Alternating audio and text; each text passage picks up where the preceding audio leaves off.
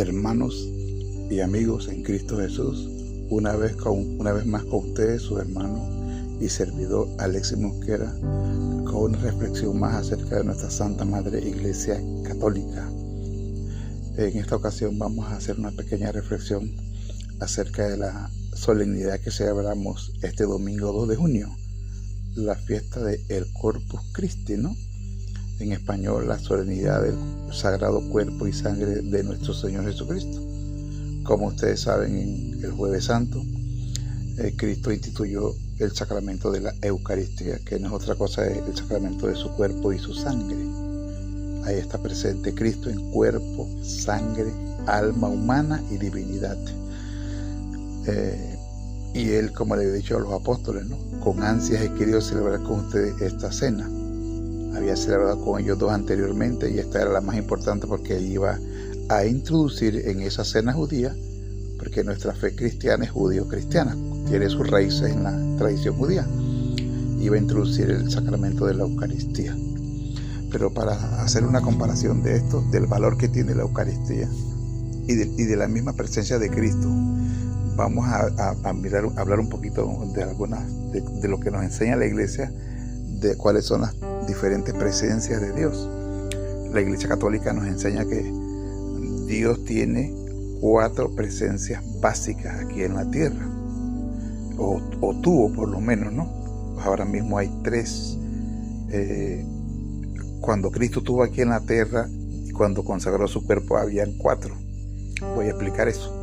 La primera presencia de Dios en la tierra es la conocida como la presencia de inmensidad. Yo he hablado de esto ya en otros programas que he grabado. La presencia de inmensidad es la que nos enseña la Iglesia de que Dios está en todas partes, está en todos los lugares. No hay ninguna parte del universo, no solo de la tierra, ¿no? Sino del universo que escape a la presencia de Dios. Porque solo Dios es inmenso, el universo no es inmenso. Entonces, Dios está en todas las criaturas. Y esa presencia de inmensidad se subdivide en presencia de Dios, en potencia y en presencia. Es decir, que Dios sigue potenciando su poder, su acción en cada criatura para poder que la criatura siga existiendo. Si Dios deja de ejercer su poder, dejamos de existir. Entonces Él no solo nos creó, sino sigue potenciando nuestra creación. Entonces, la presencia de inmensidad también se subdivide en potencia. Y en presencia es como lo mismo que estamos diciendo, ¿no? Que Él está en todos lados. Entonces, en ese sentido, Dios está en todas las diferentes naturalezas. La naturaleza mineral, que tiene materia sólida, líquida o gaseosa, pero no tiene vida. En la naturaleza vegetal, que también tiene materia, como la mineral, pero ya tiene vida, ¿no? La naturaleza animal, que además de materia y vida ya tiene sentido, es animada. Los animales se mueven, las plantas no se pueden mover aunque tienen vida. Y no se reproduce las plantas sexualmente, sino asexualmente. Y luego estamos nosotros, que es la presencia humana, persona humana, que tiene cuerpo, tiene materia, como la naturaleza mineral, tiene vida, como la vegetal es animada. Tenemos los 5 sentidos en nuestro cuerpo como un animal, pero tenemos una cosa añadida que es lo que nos hace semejantes a Dios, nuestra alma espiritual. Somos personas humanas. Dios es 3 personas divinas, ¿no? Y también existen las personas aquellas espirituales, a quienes llamamos ángeles, que son criaturas de Dios también. San Miguel, San Gabriel, San Rafael, nuestros ángeles custodios. En cada una de sus criaturas, tanto visibles como invisibles, está la presencia de inmensidad. Esa es la primera presencia de Dios. Entonces, la segunda presencia de Dios ya tiene que ver con la salvación. Es porque esta presencia de inmensidad no nos salva, está en los demonios, está entre las personas que viven en pecado mortal, pero no las está salvando, sino se ponen en gracia de Dios. Vamos a hablar de eso. Está luego la presencia de hipostática. Fue cuando la segunda persona de la Santísima Trinidad, el Hijo de Dios, el Verbo, se encarnó en el vientre purísimo de nuestra Santísima Madre y se hizo hombre. Eso se llama la presencia hipostática.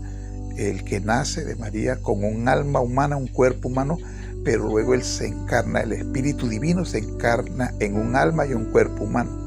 Nace de María, es bebecito, crece, a los 30 años comienza a predicar el Evangelio, hace milagros, sana paralíticos, etc., ¿no? Muere por nosotros un Viernes Santo, resucita al tercer día y a los 40 días se sienta a la derecha del Padre, como se dice, ¿no? Una forma de decir que está en lo más alto con Dios, con ya un cuerpo glorificado, espiritualizado, que es inmortal. Por eso dice, cuando resucita, ahora se me ha dado todo poder, porque antes su cuerpo no tenía todo poder, porque estaba sometido a las leyes naturales. Por eso Cristo se cansaba, no se sudaba, dormía, etc. Y por eso murió. Entonces esa presencia hipostática, se van dos presencias, la de inmensidad y la hipostática. Luego viene la presencia que nosotros conocemos como la presencia de inhabitación de las tres personas en el alma del justo, o sea, el alma que está justificada por la gracia. Son las personas que, en nuestro caso, hemos sido bautizados. Cuando nos bautizan, se nos borra el pecado original, se nos pone la gracia santificante en el lugar donde está el pecado original. La gracia significa amistad, harito, en griego koiné, que es haritomene, la Virgen te va, que es un prefijo que significa que desde siempre has estado en amistad con Dios, en gracia. Nosotros somos solo harito. María es que es haritomene, o sea que desde siempre, que es un prefijo que manda el estado de gracia desde el principio, y mene hasta el final, un sufijo. Nosotros comenzamos a estar en harito, en amistad con Dios cuando nos bautizaron. Y allí esa gracia genera, además de las tres virtudes teologales y morales, para que practicando la virtud nos santifiquemos, las tres personas divinas están en el alma. Entonces esa es la tercera presencia de Dios. Entonces, cuando Jesús llamó a sus apóstoles, los puso en gracia de Dios. Él dice, ya no le llamó siervos, sino amigos. Ahí los puso en gracia, les borró el pecado original y ellos tenían la inhabitación de las tres personas en su alma. Estaban en gracia. Por eso Cristo dice, no todos, ya ustedes están limpios por las palabras que yo les he dicho, ¿no? Y dice, ya no lo llamo siervos, sino amigos, ¿verdad? Entonces ya no eran siervos, sino amigos, ya no eran solo criaturas, sino amigos. Y el amigo de Dios, enseñanza de la Iglesia Católica, tiene las tres divinas personas porque está en gracia, ¿verdad? Entonces, hasta antes de la consagración del cuerpo y la sangre de Cristo, los apóstoles tenían las tres presencias, junto con ella.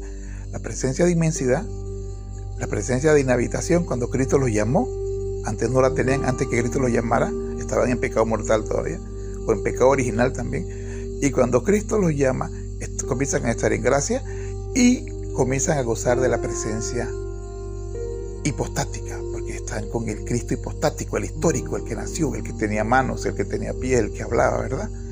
Qué belleza más grande disfrutaron los apóstoles. Pero, donde quiero llegar, el día de la institución de la Eucaristía, del cuerpo y la sangre, se dio en la tierra la cuarta presencia divina, o de Dios, que es la presencia eucarística. Que la diferencia fundamental entre la presencia eucarística y la presencia hipostática es de forma, no de sustancia. En la consagración se da la transustanciación, cambia la sustancia, no la forma. Se ve el mismo pan, el mismo vino, incluso sabe a pan, sabe a vino, pero allí está misteriosamente el cuerpo y la sangre de Cristo, y su alma humana y su divinidad. ¿Por qué lo creemos? Porque lo dijo, esto es mi cuerpo, esta es mi sangre, ¿verdad?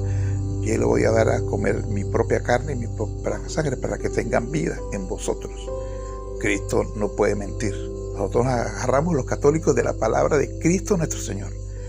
Entonces, en ese momento, en el cenáculo, los apóstoles estaban disfrutando de las cuatro presencias de Dios que solo se dieron ese día en el cenáculo, el día de la institución de la Eucaristía.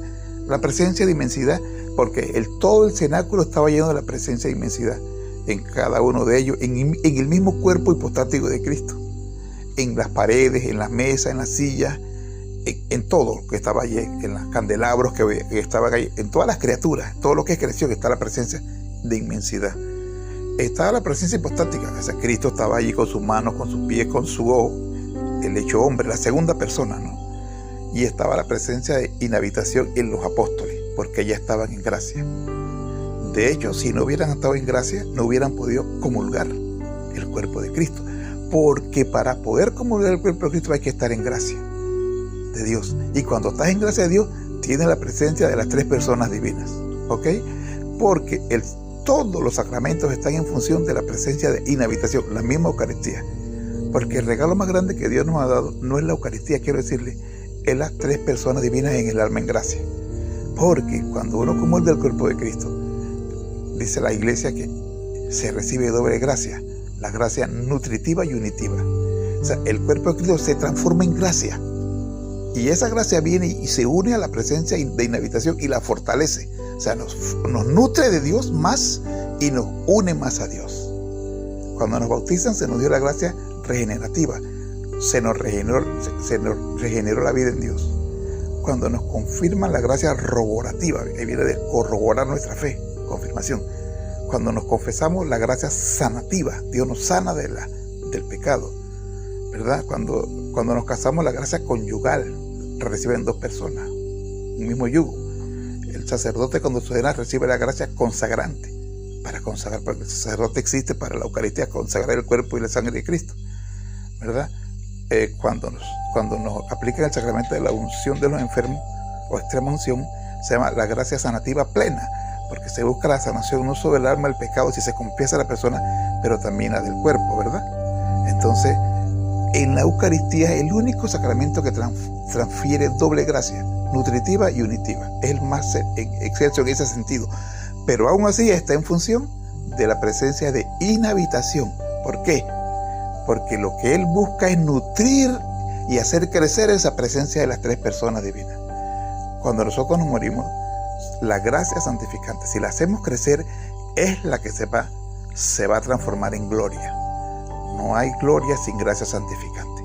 Hay gente que vive en pecado como si nada, y si no tiene la gracia santificante no se está santificando, y si no tiene la gracia santificante no tiene las tres personas divinas en su alma. Eso enseña la iglesia. Eso es lo que tenemos que enseñar ahora. Y como decía, la gracia santificante se transforma en gloria, y las tres personas divinas se plenifican, se magnifican en el cielo. Pero todo si nosotros nos confesamos bien y estamos constantemente adorando a Cristo Eucaristía y estamos comiendo su cuerpo y su sangre, para que al comulgar la gracia se manifieste nutritivamente y unitivamente y nos unamos más a Dios. Pero Él supone que las tres personas divinas. A donde quiero llegar ahora es que en ese día en el cenáculo estaban las cuatro presencias: la inmensidad, la hipostática, el Cristo que estaba ahí con manos, pies, como decía, la de las tres divinas personas en el alma de los apóstoles, y la eucarística. Cristo tenía su propio cuerpo en sus manos, y ahí estaban las cuatro presencias posibles de Dios: inmensidad, hipostática, eucarística y de inhabitación en los apóstoles, inhabitación trinitaria en los apóstoles. Hermanos, no hay otro momento en la historia de la humanidad que se hayan dado esas cuatro presencias, porque después que ellos comulgaron ya no había la presencia eucarística. Y cuando Cristo se fue al cielo y los apóstoles después de Pentecostés comenzaron a consagrar nuevamente el cuerpo de Cristo dando la misa, se daba la presencia de inmensidad, la presencia de inhabitación trinitaria y la eucarística, pero ya no estaba la hipostática está en el cielo. Y cuando vamos a la misa, se da la presencia de inmensidad en todo el templo, en la banca, en la silla, en nosotros mismos, en toda la creación. Está la presencia eucarística donde el Padre consagra, y los que estamos en gracia en la iglesia tenemos la presencia de las tres personas divinas, pero no está la hipostática, porque el sacerdote que está consagrando no es el Hijo de Dios en persona, está en el lugar de Cristo, pero solo en el cenáculo sí estaba el mismo Cristo teniendo su cuerpo y su sangre. Entonces es el único lugar en este momento en la historia que estaban las cuatro presencias de Dios posibles. En otras palabras, hermanos, el cenáculo estaba lleno de la presencia de Dios como en ningún momento en la historia, ni lo habrá jamás, y que solo va a ser superado en el cielo. Solo va a ser superado ese momento del cenáculo en la consagración, cuando se dio la consagración en el cielo, solamente. Imagínense los apóstoles con la presencia de inmensidad, la inhabitación de Dios en su alma, la Eucaristía y el Hijo de Dios hablándoles, como dice el Salmo: tú eres el más hermoso de los hombres, en tus labios se derrama la gracia. Disfrutaban de ver a Cristo, que de sus labios salían esas palabras hermosas, divinas, edificantes, ver su hermosura, su rostro hipostático, y al mismo tiempo tener la presencia eucarística y comerla. No hay nada más grande de lo que pasó ese día en el cenáculo, hermano. Y eso lo vamos a celebrar el domingo, pero teniendo en cuenta que eso nos tiene que preparar a nosotros para la eternidad. Esta reflexión quiere hacerse con mucho cariño y mucho amor para que esto nos sirva para maravillarnos más de la grandeza de Dios y lo que Dios ha hecho por nosotros para salvarnos. Que Dios y María Santísima les bendigan. Felicidades.